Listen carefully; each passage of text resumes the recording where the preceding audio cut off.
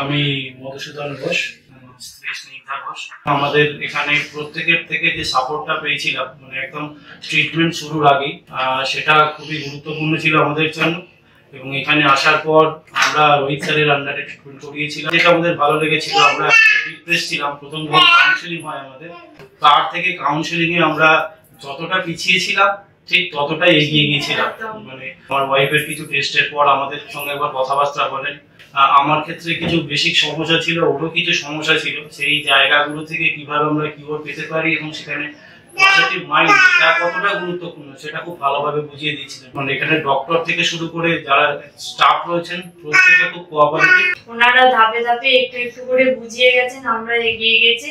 আমরা ফেব্রুয়ারিতে last blood টেস্টের পর খবরটা পাই এবং আলটিমেট 2022 এর 5 সেপ্টেম্বর আমাদের মেয়ে আমাদের কাছে আসে, যেটা একটা বিরাট পাওনা।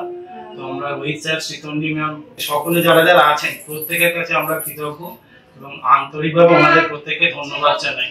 তো যাদের এইরকম কিছু সমস্যা থাকবে তাদের আমরাও পরামর্শ দেব যে আপনারাও এখানে আসুন এবং এখানে প্রত্যেকের কাছে খুব ভালো ব্যবহার পাবেন। আপনাদের সমস্যাগুলো আশা করি সলভ হবে এবং আমাদের মতো আপনারাও সফল হবেন।